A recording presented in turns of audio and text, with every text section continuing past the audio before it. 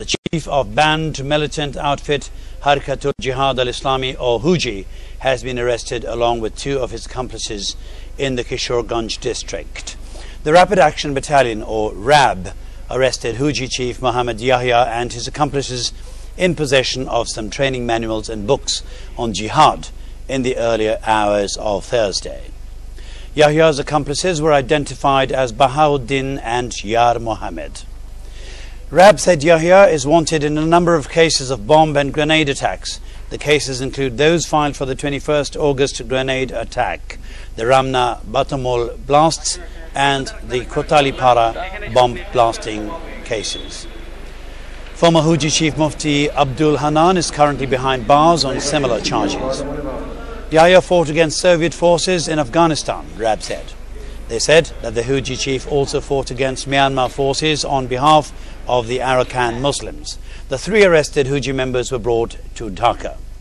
Our senior reporter Shumi Khan has an exclusive, detailed interview of the detained Harkatul Jihad chief Muhammad Yahya. Here's an excerpt of the interview.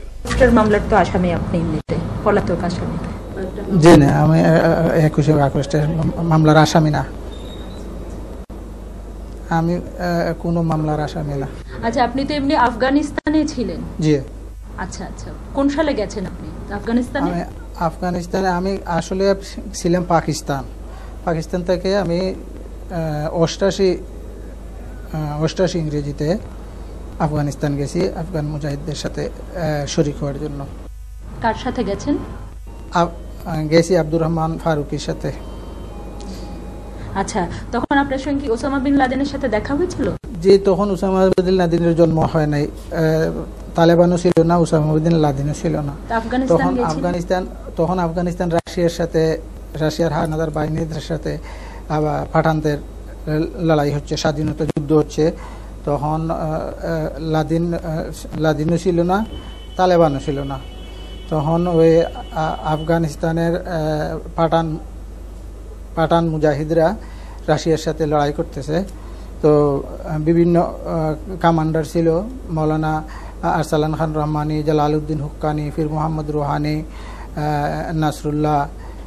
তো ওই সমস্ত ব্যক্তিরা রাশিয়ার হানাদার বাহিনীর সাথে ধর্মযুদ্ধ জিহাদ নাম দিয়ে লড়াই করতেছে।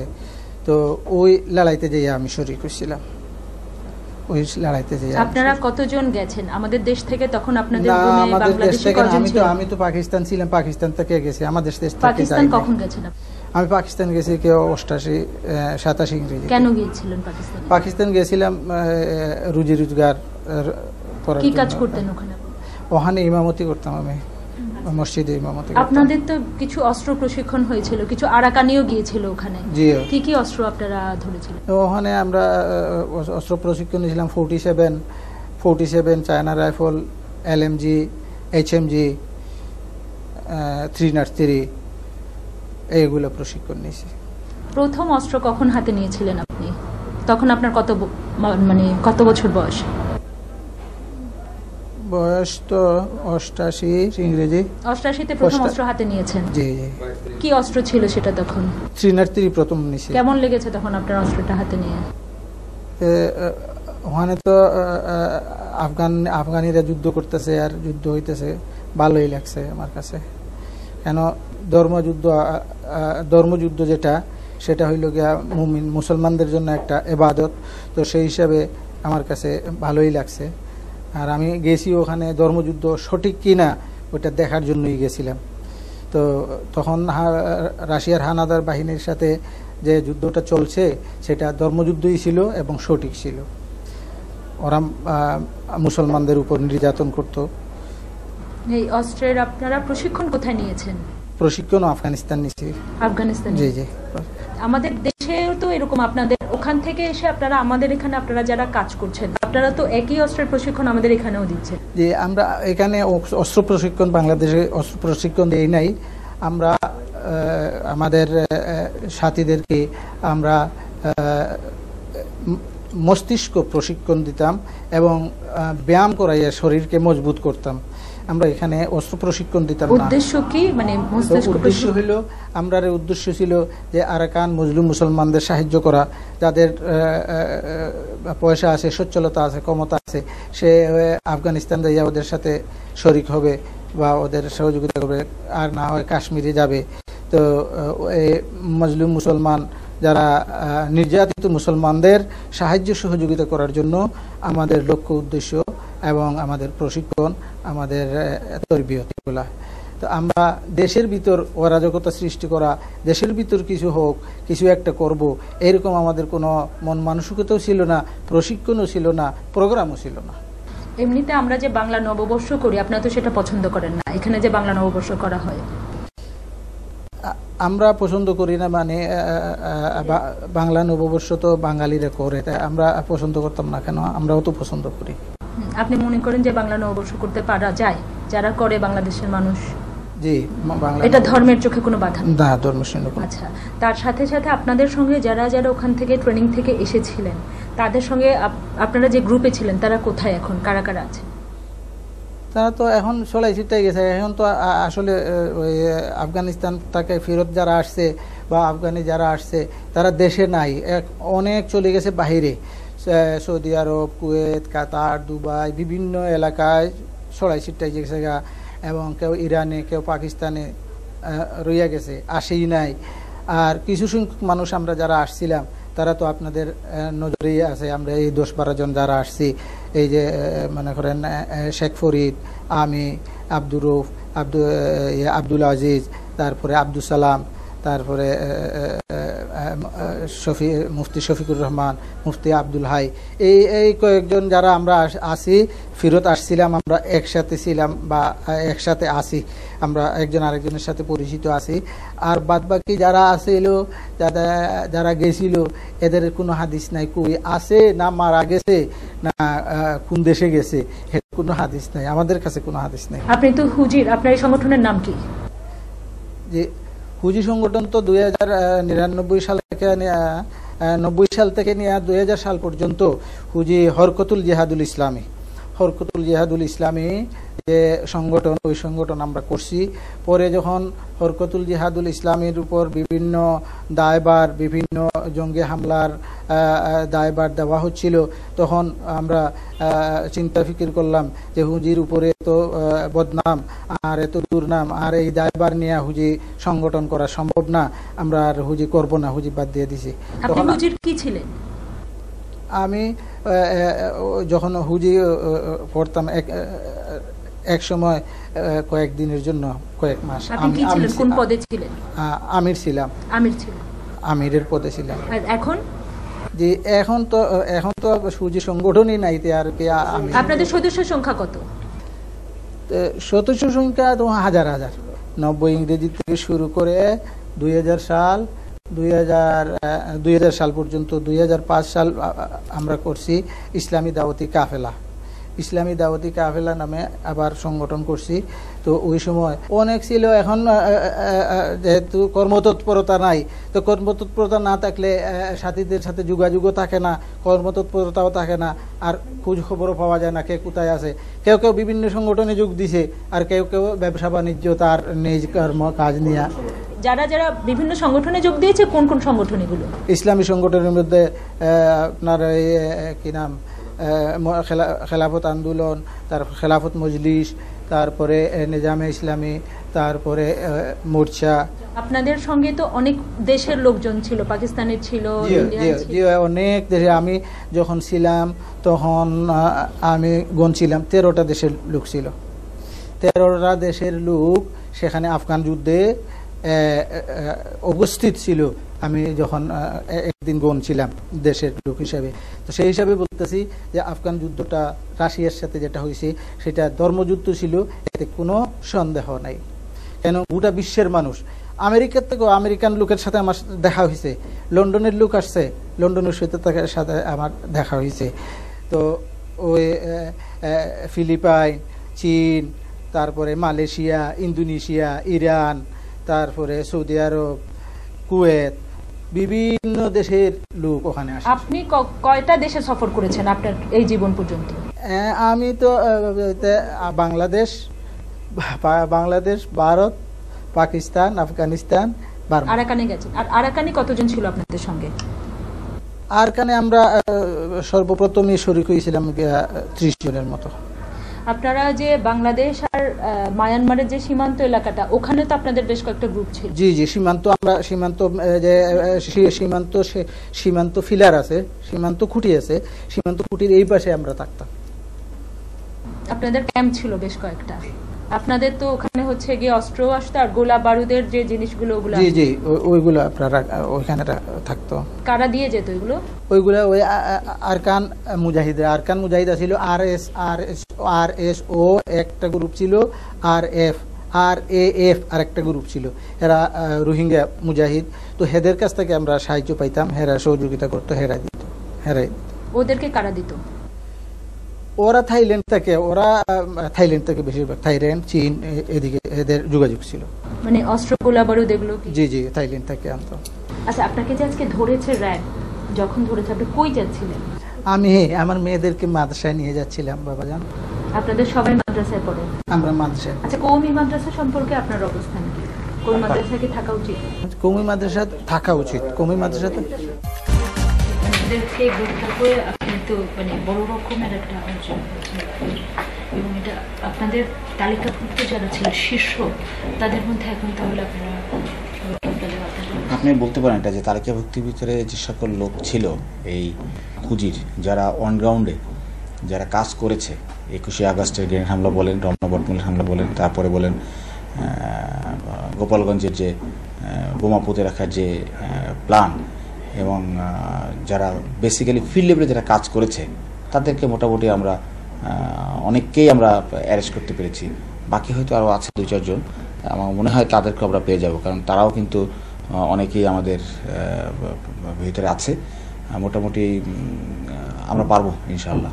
জঙ্গিবাদের প্যাকেজটা যেহেতু কাজ করছে, সুতরাং জঙ্গি দমন, জঙ্গিদের আইনের আওতায় আনা এবং এদের ব্যাপারে সার্বক্ষণিক খোঁজখবর রাখছে আমাদের বিভিন্ন টিম। আমাদের ব্যাটালিয়ন লেভেলেও কিন্তু এই জঙ্গিদের ব্যাপারে ব্যাটালিয়ন লেভেলে আমাদের একটা সেল আছে, যে সেলে একজন অফিসার এবং প্রত্যেকটা ব্যাটালিয়নে কিছু সংখ্যক সৈনিক থাকে, যারা এই জঙ্গিদের সার্বক্ষণিক আমাদের জালের ভিতরে রেখে এবং তাদেরকে মনিটর করা তাদের দায়িত্ব। এবং আমরা ইন্টুইং থেকেও কিন্তু এইভাবে তাদেরকে সহায়তা করছি, সকল রকমের আমাদের তথ্য প্রযুক্তি ভিত্তিক যে সকল সহায়তা আছে সেগুলির মাধ্যমে। আচ্ছা, এখন আপনি যাকে অ্যারেস্ট করেছেন তার আসলে পুরো নাম কি, তার পরিচয়টা কি? সে প্রথমে ছিল নায়েবে আমির। সে নিজে বলছেন সে নায়েবে আমির ছিলেন এবং কয়েকদিন আমিরে ছিলেন। তার নাম হচ্ছে মাওলানা ইয়াহিয়া। উনি হুজির নায়েবে আমির মাওলানা ইয়াহিয়া। আমরা কয়েকদিন আগে যে আমিরকে অ্যারেস্ট করেছি তার নাম ছিল মাওলানা শেখ ফরিদ। তার সাথে যে তৃতীয় ব্যক্তি ছিল হুজির, সে ছিল মাওলানা সাব্বির। তো সুতরাং হুজির টপ এশেলন যারা ছিল, মোটামুটি আপনি এখন বলতে পারেন সবগুলোই কিন্তু এখন আইনি আওতায় চলে আসছে। এরপর হয়তো কিছু লোক থাকতে পারে, অবশ্যই আছে, কারণ একটা পার্টি যখন থাকে তার কিছু কিছু লোক থাকে এবং কাজ করার জন্য চেষ্টা করে। তবে একটা ঠিক যে তারা এখন যেটা করছে যে তারা বিভিন্ন ইসলামিক সংগঠনগুলির সাথে তারা কাজ করার জন্য চেষ্টা করছে। তারা চাচ্ছে যে যেহেতু তাদের আগের মতো এরকম শক্তি নেই, সুতরাং ইসলামিক সংগঠনের সাথে তারা একত্রিত হয়ে এরকম হয়তো বা আবার কখনো কোনো কাজ করতে পারে বলে আমি বিশ্বাস করি। তাদের কোনো পরিকল্পনা আপনি জানতে পেরেছেন ওকে গ্রেফতার করার পরে, যে কাছাকাছি মানে খুব দ্রুততম সময়ের মধ্যে ওদের কোনো কিছু বড় ধরনের অঘটন ঘটানোর পরিকল্পনা? না, বড় ঘটনার জন্য যেটা বলছেন সেটা হচ্ছে যে তারা এখন কিন্তু অতটা, আমার কাছে মনে হচ্ছে অতটা শক্তিশালী নয় যে তারা একা কোনো রকমের ওরকম অঘটন ঘটাতে পারবে। 21শে আগস্টের মতো গ্রেনেড হামলা বলেন বা রমনা বটমূলে বোমা হামলা বলেন, তাদেরকে এরকম কাজ করতে হলে অবশ্যই বাকি ইসলামিক সংগঠন যেগুলি আছে, যারা সরকারের বিরুদ্ধে অথবা মুক্তিযুদ্ধের চেতনার বিরুদ্ধে যারা কাজ করে, তাদের সাথে একত্রিত হয়ে যে কোনো হামলা করতে পারে। আমার মনে হয় না তারা এখনো কোনো কাজ করতে পারে বলে আমার বিশ্বাস হয় না। ও আপনাকে কি বলেছে? ইয়াহিয়া আপনাকে কি জানিয়েছে? তার কিভাবে অন্তর্ভুক্ত এবং কি মামলার সে আসামি? ইয়াহিয়া কিন্তু আসলে বেসিক্যালি সে যে কোনো মামলারই আসামির কথা সে স্বীকার করছে না। সে বলছে আমি কোনো মামলারই আসামি নয়। আসলে আসামি এবং মামলার যে ব্যক্তিবর্গ থাকে, অর্থাৎ দোষী ব্যক্তি কখনোই কিন্তু আসলে আইন প্রক্রিয়া সংস্থার কাছে সে কখনোই দোষ স্বীকার করে না। যখন তাকে হয়তো বা রিমান্ডে আনা হবে, তাকে ইন্টারোগেট করা হবে, তার কাছে আমরা সময় পাবো, অনেক প্রশ্ন জিজ্ঞেস করব, তখন সে অবশ্যই সে স্বীকার করবে যে হ্যাঁ সে এইসব মামলার সাথে সংযুক্ত ছিল। বিকজ ইনিশিয়াল স্টেজ আপনারা জানেন যে মাত্র গতকালকে আমরা তাকে অ্যারেস্ট করেছি, সুতরাং একদিনের ভিতরে তার কাছ থেকে সকল কিছু আদায় করা সম্ভব হবে না, অনেক সময় লাগবে। বিকজ সে অনেক বড় মাপের একজন যোদ্ধা, আফগান ফেরত যোদ্ধা, সে ওখানে যুদ্ধ করেছে, সে ওখানে প্রশিক্ষণ নিয়েছে পাকিস্তান এবং আফগানিস্তানে। সে আফগানিস্তান, পাকিস্তান, বার্মা এবং ভারত সকল দেশে সফর করেছে এবং অনেক যোদ্ধাদের সাথেই তার খাতির আছে।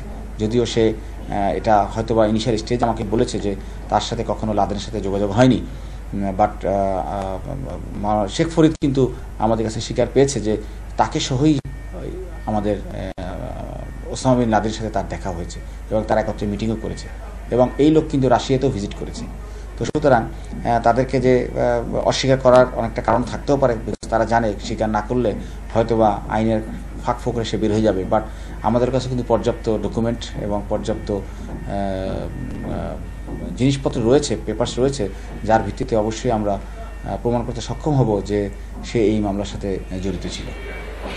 ওরা বেসিক্যালি পর্যন্ত যতগুলি বোমা হামলা হয়েছে বাংলাদেশ সবগুলোর সাথে কি তাদের এই মোটামুটি সে যেটা বলছে যে যদিও সে বলছে যে হুজি 2000 সাল থেকে হুজি তারা নিজেদেরই সব কার্যক্রম বন্ধ করে দিয়েছে, বাট এটা আসলে সে মিথ্যা কথা বলছে। কারণ 2000 সাল থেকে হুজি যদি সকল কার্যক্রম বন্ধ হয়ে যায় তাহলে 2004 সালে কীভাবে সে বোমা হামলা করলো।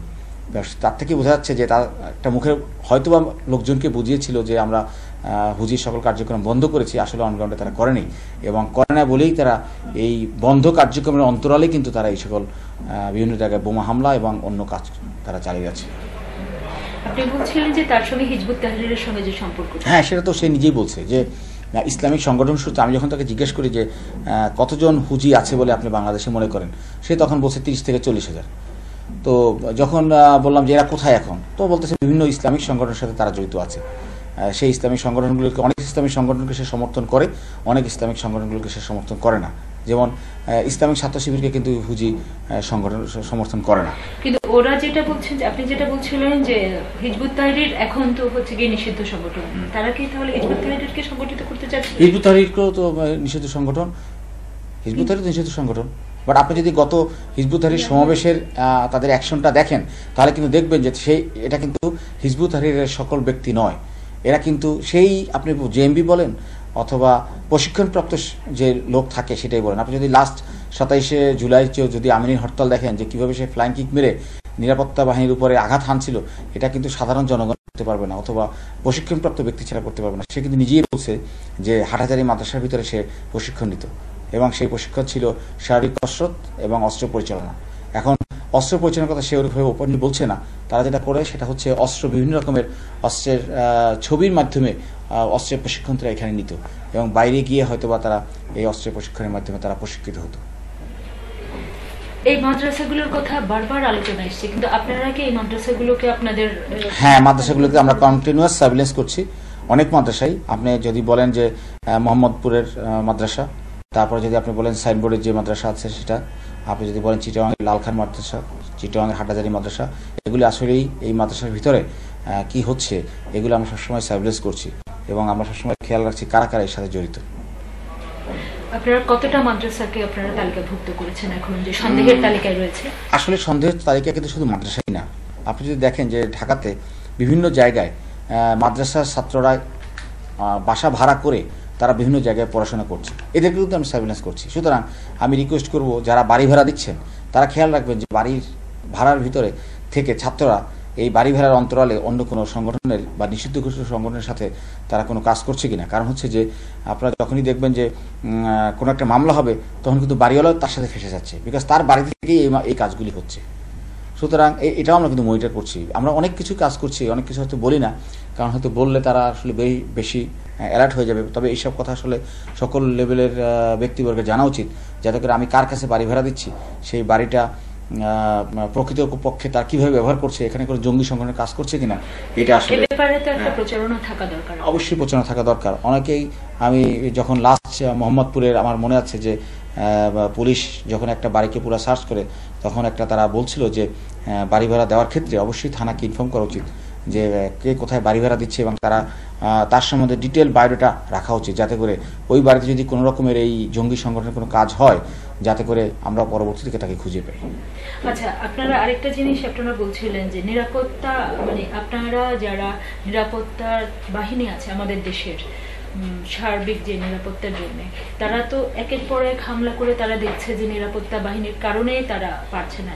এটা আমরা আগেও শুনেছি যে বিডিআর এর যখন হচ্ছে কি বিদ্রোহ ঘটনাটা হয়েছে তখনও পত্রপত্রিকা এসছে এবং আপনাদের কাছ থেকে আমরা তথ্য পেয়েছিলাম যে বিডিআর এর ভিতরেই আপনার জেএমবির কিছু গ্রুপ ঢুকে গিয়েছিল এবং সেই ধারাবাহিকতায় আপনাদের ইয়েতে কি এসেছে, তদন্তে এসেছে কি যে না বিডিআর এর ঘটনার সাথে যে জেএমবি জড়িত ছিল এরকম কোনো তথ্য জড়িত না, তবে তাদের কিছু লোক বিডিআর এ যুক্ত ছিল, বিডিআর এ চাকরি নিয়েছিল। আসলে জিনিসটা এরকম হচ্ছে কি নিরাপত্তা বাহিনীর বিভিন্ন পর্যায়ে তারা যুক্ত হচ্ছে কিনা যে তারা সাপোর্ট দেওয়ার জন্য, বা এটা আমরা আমাদের সার্ভিলেন্সে আছে। কারণ হচ্ছে যে আমরা যে শুধু জঙ্গিদেরই কাজ করি তা না, জঙ্গিদের সাথে যদি কোনো নিরাপত্তা বাহিনীর কোনো সম্পর্ক থাকে সেই সম্পর্কতে কিন্তু আমরা ওই নিরাপত্তা বাহিনীর সদস্যকে কিন্তু আমরা আইনের আওতায় নিয়ে আসছি। সুতরাং কেউ যদি মনে করে যে আমি নিরাপত্তা বাহিনীর সদস্য, আমি জঙ্গিদের সাথে থাকবো, কেউ ধরতে পারবে না, আসলে এটা ভুল ধারণা। কারণ সেও অটোমেটিক্যালি লিঙ্কের মাধ্যমে আমার কাছে চলে আসতেছে যে নিরাপত্তা বাহিনীর সদস্য। না, এরকম আমরা ওরকম কিছু পাইনি। যেটা পাচ্ছি সেটা আমরা স্ব সংস্থাকে আমরা জানিয়ে দিচ্ছি। আর এদের যে এখন আপনারা মনে করছেন যে ওরা যে বিস্ফোরকগুলো আনছে, যে বিস্ফোরকগুলো ওরা ব্যবহার করেছে, অল্প কিছুদিন আগেও আপনারা কিছু বিস্ফোরক উদ্ধার করেছেন, কিভাবে ওরা সংগ্রহ করছে, বের করছে, ওরা কোনোভাবে সংগঠিত হতেই পারছে না, হতে গেলেই আপনারা ওদেরকে করছেন। হ্যাঁ, সেই জন্য আমি বলছি যে কন্টিনিউয়াস মনিটরিং এর জন্য কিন্তু তারা করতে পারছে না, কারণ আমরা কিন্তু তাদেরকে কন্টিনিউয়াস মনিটর করছি সে কি করছে। কারণ হচ্ছে কি, যে কোনো টার্গেটকে যখন আপনি মনিটর করার পরে ইনিশিয়াল স্টেজেই যখন আপনি টার্গেটকে এপ্রিহেন্ড করেন বা গ্রেফতার করেন বা আটক করেন, তাহলে কিন্তু তার আপনি পরবর্তী স্টেজটা বুঝতে পারছেন না। তা আমরা একে বোঝার জন্য কিন্তু কন্টিনিউয়াস তাকে মনিটর করি। সে অস্ত্র আনছে, অ্যামুনিশন আনছে, এক্সপ্লোসিভ আনছে, সে কিন্তু কিছু করতে পারে না যদি এনেই থাকে। ওটা এখনও তদন্তের বিষয়, আমরা এখনও খুঁজে পাচ্ছি না যে এটা কি জঙ্গি বা অন্য কোনো উগ্রবাদী সংগঠন বা অন্য কারো ছিল কিনা। তবে একটা ঠিক যে আমরা কন্টিনিউয়াস তাদের মনিটরের ভিতরে আছে কোনো জঙ্গি সংগঠন। আমাদের নেটওয়ার্কটা এখন এত শক্তভাবে কাজ করছে, আইনশৃঙ্খলা বাহিনী, র্যাব, পুলিশ সবাই মিলে, আমার মনে হয় না খুব তাড়াতাড়ি এবং খুব শীঘ্রই তারা কোনো কাজ করতে পারবে। আমি সবসময় বলি আসলে এতে কাজ করার ক্ষেত্রে কিন্তু অনেকগুলি জিনিস দরকার। একটা হচ্ছে তাদের পলিটিক্যাল সাপোর্ট দরকার, যেটা তারা পাচ্ছে না। পলিটিক্যাল সাপোর্ট পেতেই হবে দেশের ভিতরে উগ্র সংগঠন বা এরকম জঙ্গি কোনো সংগঠন যদি কোনো কাজ করতে হয়। 2 নম্বর দেখবেন আপনাদের তাদের গুড লিডারশিপ দরকার হবে। তাদের কিন্তু কোনো লিডারশিপ নেই, বিকজ লিডারদের সব আইনের সাপোর্ট দিয়ে আমরা নিয়ে আসছি। তাদের কোনো অর্থের উৎস নেই, কারণ তারা যেখান থেকে অর্থ পাবে সেই জায়গাগুলি অলরেডি ব্লক করা আছে বিভিন্ন জায়গায়। ইভেন ব্যাংকে যদি কোনো রকমের বড় রকমের মানি ট্রানজেকশন হয় সেটা কিন্তু আমরা মনিটর করছি। তো আপনাকে বুঝতে হবে যে একটা লোক কোনো রকমের এরকম সংগঠনে কাজ করতে হলে কিন্তু অনেকগুলি সহায়তা দরকার আছে। আপনি বলেন পলিটিক্যাল সাপোর্ট বলেন, গভর্নমেন্টের সাপোর্ট বলেন, আপনি অর্থের উৎস বলেন, গুড লিডারশিপ বলেন, এগুলো না থাকলে তো সে করতে পারবে না। তো সব কিছু ক্ষেত্রেই কিন্তু আমাদের এই নিরাপত্তা বাহিনীর বিচরণ আছে। না, সেক্ষেত্রে আপনাদের রেকর্ড অনুযায়ী তাদের যে অ্যাভেলেবিলিটিটা মানে কি করে সম্ভব? এত সহজে ওরা বিস্ফোরকও পাচ্ছে কিভাবে, এত সহজে অস্ত্র পাচ্ছে কিভাবে? আসলে বিস্ফোরকের ক্ষেত্রে আপনারা ধরতে পারছেন না, উৎস আমরা ধরতে পারছি। তারপরও আপনি জানেন যে আমরা যখন ওই যে রাজশাহীতে গেলাম, তখন একই প্রশ্ন আমাকে জিজ্ঞেস করেছে যে এই ওষুধটা কিভাবে বন্ধ করবেন। এই ওষুধ আসতেই হবে বাংলাদেশে, কারণ ওষুধটাকে যে প্রপার ইউটিলাইজ করা হচ্ছে কিনা এটা দেখার কিন্তু দায়িত্ব আমাদের, যে কোথায় কোথায় ব্যবহার হচ্ছে। একইভাবে আপনি যদি বলেন বিস্ফোরকের কথা, এই বিস্ফোরক বানানোর জন্য যে সকল ম্যাটেরিয়ালস বাংলাদেশে আসতেছে সেই ম্যাটেরিয়ালসগুলো কোন কোন দোকানে যাচ্ছে, কিভাবে তারা বিক্রি হচ্ছে সেটাও কিন্তু আমরা মনিটর করছি। লাইক একটা ম্যাচ ফ্যাক্টরির ভিতর থেকে যে বারুদটা কোথায় যাচ্ছে সেটাও কিন্তু আমাদের লোক মনিটরের ভিতরে রাখছে। তা আমি সেই জন্যই বলছি যে আমাদের আসলে সকলেই উচিত এই জঙ্গিবাদকে রোধ করার জন্য সকলকে একযোগে কাজ করা। এবং আপনি কি মনে করছেন যে এই জঙ্গিরা যখন অ্যারেস্ট হচ্ছে এবং তারপরে যখন জেলখানা যাচ্ছে ওদেরকে তো মনিটর করা হচ্ছে না, সেক্ষেত্রে আরো কিছু জঙ্গি তৈরি করছে না? অ্যারেস্ট করলে যখন জেলে যাচ্ছে তখন আমি মনিটর, বিকজ তার কাছে কে দেখা করতে যাচ্ছে, তার আত্মীয় স্বজন, ভাই বোন, আমি সবাইকে মনিটর করছি। Only not that Yahya himself is under my monitor. ইয়াহিয়ার ফ্যামিলি, যেমন তার 10 জন ছেলে মেয়ে, আমি জানি তার 10 জন ছেলে মেয়ে। সে প্রথম বলতেছে আমার বড় ছেলের বয়স 8, আমি বললাম নো, তোমার 16 বছর হয়েছে বিয়ে করেছো এবং বড় মেয়ের বয়স হচ্ছে 14 বছর বয়স। তখন সে বলছে জি স্যার, ঘটনা সত্যি। আমি কিন্তু তার সব ফ্যামিলি বায়োডাটা সকল কিছু জানি। ইট ইজ নট যে আমি শুধু তাকে হালকাভাবে দেখছি না। ওদের যে নারী অঙ্গ সংগঠনগুলোকে ওরা ইয়ে করছিল, বারবারই জেএমবিতে ধরা পড়েছে নারী নারী সদস্যরা ওদের সঙ্গে যে যুক্ত, এ ব্যাপারে আপনাদের অবজারভেশন? হ্যাঁ, নারী সংগঠনরা খুব অ্যাডামেন্ট কিন্তু এটা ঠিক, কারণ যেসব জঙ্গি সংগঠনের যেসব ব্যক্তিবর্গকে ফাঁসির মাধ্যমে তাদেরকে জীবন দিতে হয়েছে, যারা বিভিন্ন জায়গায় জেলে আছে অলরেডি, অথবা যারা রিমান্ডে আছে, অথবা যারা পালিয়ে আছে, তাদের নারী সংগঠনরা কিন্তু আসলে অ্যাডামেন্ট। এটা কিন্তু আপনি ঠিকভাবেই আইডেন্টিফাই করতে পেরেছেন, কারণ কয়েকটা কেসে আমি দেখেছি যে তারা খুব অ্যাডামেন্ট, এবং তারা এমন একটা জিনিস যে কিছু লোক আছে না যে কিছু বুঝতে চায় না, এদের ওয়াইফরা কিন্তু খুব অ্যাডামেন্ট এই জঙ্গি সংগঠনের ব্যাপারে। এবং আমার মনে হচ্ছে যে তারা যে সক্রিয়ভাবে কাজ করার আবার চেষ্টা করছে, কিন্তু সেটা খুব একটা সহজে তারা কাজ করতে পারবে না বলে আমি আশা করি। এদের সদস্য সংখ্যা কত থাকতে পারে, নারী সদস্য সংখ্যা? যারা জেলে আছে তাদের ওয়াইফরাই এই কাজ করছে ঘরে ঘরে, ঘরে ঘরে। এখন হচ্ছে কি, ধর্মকে ব্যবহার করছে দুই রকমের ভাবে। একটা হচ্ছে যে অশিক্ষিত লোকরাই কিন্তু এরা মোটিভেট করার চেষ্টা করছে, যারা একটু শিক্ষিত কম। যেমন আমি ওইদিনকে একজনকে অ্যারেস্ট করেছি, সে পড়াই পড়তে পারে না, সে জঙ্গি সংগঠনে জড়িত। আমি তো কিছুই পড়তে পারি না স্যার, সেরাফার পড়তে পারি না, আমি শিখছি গিয়ে। তো যে লোক এই সময় তার আইডিয়াই নাই, এই সম্বন্ধে ইসলাম সম্বন্ধে সে জানে না, কিন্তু সে জঙ্গি সংগঠনে জঙ্গি হচ্ছে, এবং এইসব লোককে কিন্তু বেশি করে তারা কাজে লাগাচ্ছে। অনেক উচ্চশিক্ষিত লোকও তো আছে। হ্যাঁ, উচ্চশিক্ষিত লোক আছে, হিজবুত তাহরিরে কিন্তু উচ্চশিক্ষিত লোক আছে, কিন্তু তাদেরকে যখনই আপনি ইসলাম সম্পর্কে বেশি কিছু জিজ্ঞেস করবেন, তখন কিন্তু সেই উত্তরটা শেয়ার দিতে পারবে না, কারণ আপনাকে সমস্ত জিনিস পড়তে হবে, বুঝতে হবে, তারপর কিন্তু আপনি you can give some guideline. আপনি একটা বই পড়েই কিন্তু গাইডলাইন দেওয়াটা আপনার জন্য ঠিক হবে না। এখন আপনারা কমপ্লেন যে প্রোগ্রামে গেছেন এদের কমপ্লিট করার জন্য, এখন আপনাদের হচ্ছে গিয়ে আলটিমেটলি আপনারা কি আশা করছেন যে কত সময়ের মধ্যে? আমরা কিন্তু অনেক দিকে কাজ করছি, লাইক আমরা কিন্তু বিভিন্ন জায়গায় মোটিভেশনাল লেকচারও দিচ্ছি। আমরা ইসলামিক ফাউন্ডেশনের মাধ্যমে ধরেন মসজিদে প্রচার করছি যে এই কাজগুলি ভালো না, এবং আপনারা দেখছেন যে বিভিন্ন সময় যখন কোনো মিডিয়ার মাধ্যমেও কিন্তু একটা বড় প্রচারণা, অর্থাৎ মিডিয়াতে যখন এই জিনিসটা প্রচার করা হচ্ছে, এটাও কিন্তু একটা বড় রকমের প্রচারণা। আমি মিডিয়াকে অবশ্যই ধন্যবাদ জানাবো, বিকজ এই মিডিয়ার কারণেই কিন্তু আজকে জঙ্গি সংগঠনগুলি সমস্ত লোক জানতে পারছে যে আসলে এগুলো একটা জঙ্গি সংগঠন, এর সাথে মেলামেশা করা ঠিক হবে না। আপনাদের এখন হচ্ছে কি তালিকাভুক্ত জঙ্গি সংগঠন একটিভ আছে কয়টা? একটিভ বলতে বোঝা যাবে না, বিকজ অলমোস্ট আমাদের কাছে লিস্ট আছে অলমোস্ট 42-র মতো আমাদের কাছে লিস্ট আছে, যারা হয়তোবা কোনো এক সময় সক্রিয় হয়েছে, তারা আবার নিষ্ক্রিয় অবস্থায় আছে। মানে 42টি সংগঠন অল্প একটু হয়তো সক্রিয় আছে, কিন্তু পুরোপুরি নিষ্ক্রিয় না। পুরোপুরি নিষ্ক্রিয় না। যেমন আজকেও আমি একটা লিস্ট পেয়েছি, যেটা নতুন একটা সক্রিয় সংগঠন, তারা হয়তোবা কোনো এক সময় কাবাব হতে পারে। নওগাঁ জেলার আত্রাই ও রানীনগর থানা এবং রাজশাহীর বাগমারা এলাকা ধান উৎপাদনের জন্য বিখ্যাত হলেও সেই শস্য ভাণ্ডারের সবুজের মাঝেই রোপিত হয়েছিল চরমপন্থার বীজ। মূলত সচ্ছল যোদ্ধার শ্রেণীই ছিল সর্বহারা নামে পরিচিত চরমপন্থীদের টার্গেট। ধীরে ধীরে স্থানীয় রাজনীতিবিদদেরও হাতিয়ার হয়ে ওঠে চরমপন্থীরা। 1998 থেকে 2004 সালের মধ্যে তারা হত্যা করে অন্তত 50 জনকে, যার মধ্যে ছিলেন আইনজীবী, পদস্থ রাজনীতিবিদ সহ অনেক সচ্ছল কৃষকও। 2006 সালে 4 জন পুলিশ সদস্যকেও হত্যা করে তারা। চরমপন্থীদের যে দৌরাত্ম, কমিউনিস্ট পার্টির সরবরাহ দৌরাত্ম শুধুমাত্র জনগণের উপরে সামিল হয়নি, তৎকালীন স্থানীয় সরকারের অনেক প্রতিনিধি এবং সংসদ সদস্যদেরও জানমালের ক্ষতির কারণ হয়ে দাঁড়িয়েছিল। তার মানে কি এদেরকে শেষ পর্যন্ত নিয়ন্ত্রণে রাখা যায়নি? না, নিয়ন্ত্রণে রাখা যায়নি। এমন অবস্থায় ক্ষমতাধর স্থানীয় রাজনীতিকরাই আমন্ত্রণ জানায় জেএমবি নামের প্রাইভেট বাহিনীটিকে। মাঠে আবির্ভূত হয় শায়ক আব্দুর রহমান আর বাংলা ভাই। তাদেরকে প্রত্যক্ষ সহযোগিতা দেয় পুলিশ প্রশাসন।